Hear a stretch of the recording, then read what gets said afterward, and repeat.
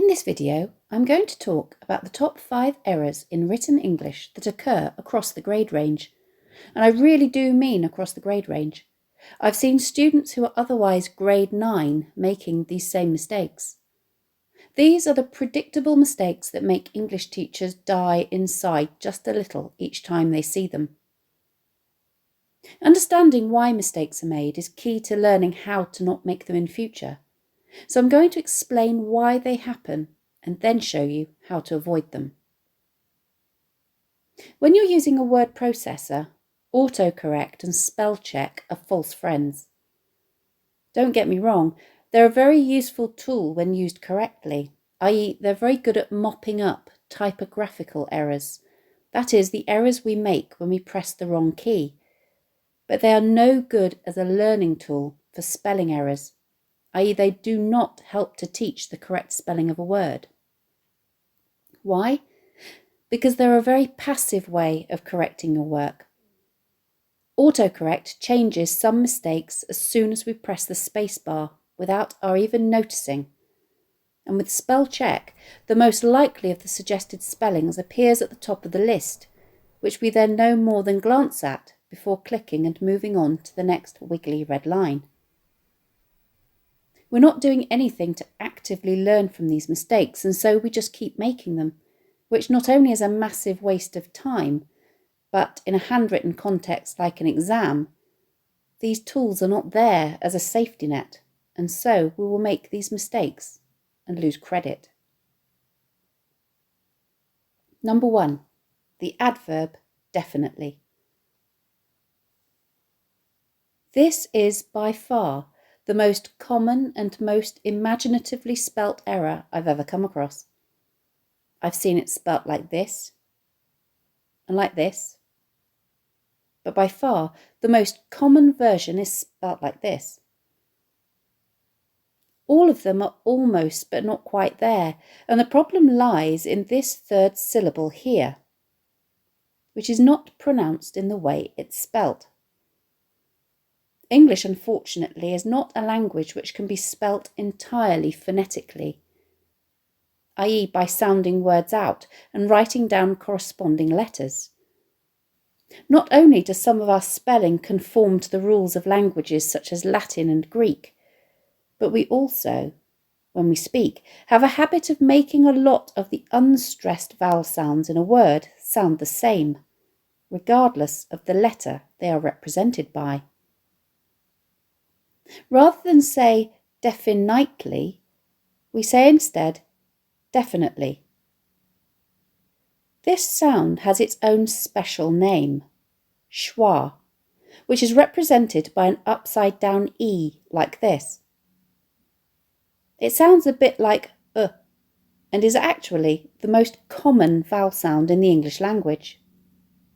In the spelling of the word definitely, the schwa sound is actually represented by the letter I, which of course we learn to pronounce I. Confusing, right? The best way to remember how to spell this third syllable of definitely correctly is to think of it as belonging to a word family. In just the same way that people often have a physical resemblance to other members of their family, so do words.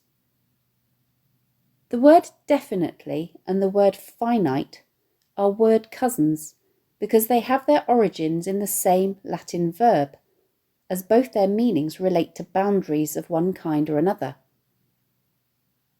If you look inside definitely, you will see that the word finite is actually there. The advantage of remembering this is that finite is pronounced as it's spelt, with a very clear I sound in the corresponding syllable. Number 2, must have, could have, would have, should have. These turn up with predictable regularity as must of, could of, would of, should of. I can only think of one instance where the words must, could, would and should would ever be followed by the word of, and that is in the sentence, he should, of course, know why he can't go. where the of belongs to the embedded sentence adverb of course.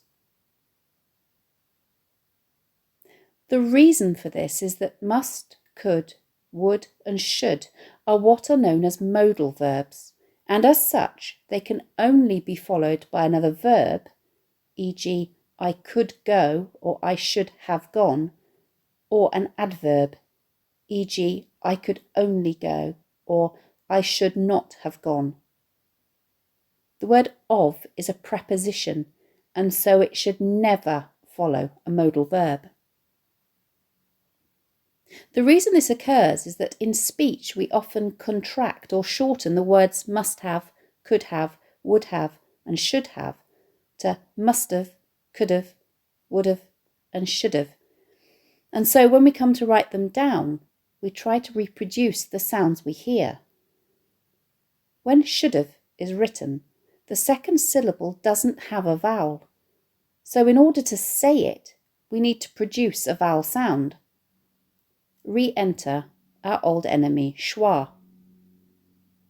In our minds, the closest word to the v we can hear is of. And this is why this mistake is so common. Number 3, comma splicing. The topic of comma splicing, or the joining together of two independent clauses with a comma, would need a video all to itself. So I'm going to show you the one example which reliably crops up in nearly all essays I read. And if you can get rid of this from your work, you'll be going a long way towards bringing up the standard of your writing. The writer uses the simile, who die as cattle. This shows that the men are slaughtered in great numbers like livestock. An independent clause is a clause that makes grammatical sense by itself. So if we look at the above example, we can see that we have two. Here, indicated by the verb uses, and here, indicated by the verb shows, but they've been linked by a comma. A comma is just not strong enough for the job. It can only separate items in a list or a dependent clause or phrase from an independent clause. Now, this is not one of those cases where you will never ever see a comma followed by the word this, as this example bears out. Although not common, this was something that Bob had done several times in the past. If, however, we are talking about a student literature essay which includes quotations and analysis, it's a fairly safe bet that a comma followed by the word this is a comma splice and is to be avoided. There's a very simple explanation for why it's so common. The second sentence is very closely related to the first because you're analysing the quotation from the first in detail, and so it feels as though they should belong together in one sentence because the second sentence doesn't make sense without the first. There's a difference, though, between something making grammatical sense and our developing understanding as one idea logically follows on from another.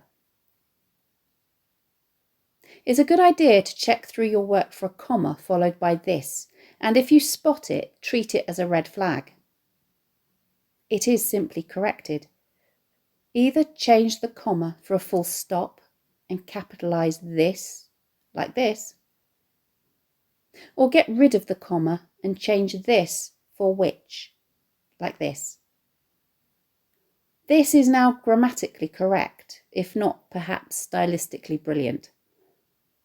If you want to up your analysis game, check out my video, Top Tips to Work Smarter and Access Higher Grades. Number 4, a lot. This is an error which is picked up by autocorrect, and so you may not be aware that you do it when word processing, and so you run the risk of repeating this error when you handwrite. We use a lot as an adverb to indicate frequency, how often, quantity, how many, and degree, how much. It's frequently incorrectly spelt a lot. I suspect the reason that this happens is that there are other frequently used words like among, alike, alone, and awake in the English language, which also start with an unstressed A. The A in a lot works in the same way as the A in a good deal or a great number, e.g., I like it a lot means the same as I like it a good deal, and a lot of people went to the concert means the same as a great number of people went to the concert. There are two things you can do to avoid this error. Firstly, remember that writing a lot is the equivalent of writing a good deal, which of course you would never do as it looks completely ridiculous. Secondly, if you're writing in a more formal context, which a lot of your writing at GCSE will be, you should avoid it completely anyway and substitute a good deal or a great number. Number 5, etc. This often appears as ect, but should of course be written etc, as it is an abbreviation of the Latin et cetera, literally meaning and the rest. The reason I suspect that it's spelt wrongly is that ECT or ect is a much more common letter pattern in English, such as at the end of project, direct, detect, dissect, etc., while the letter string etc is unnatural. I can't think of any words off the top of my head that contain this.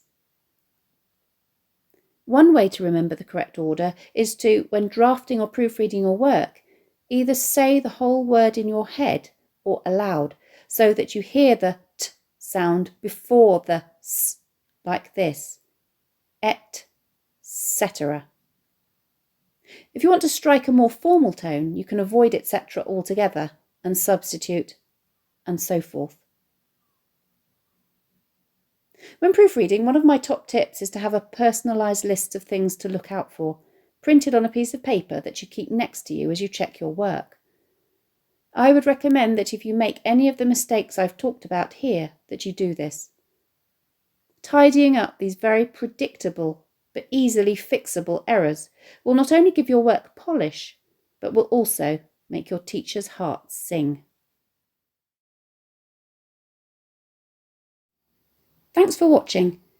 If you have any questions, please let me know in the comments section below and I'll do my best to answer them.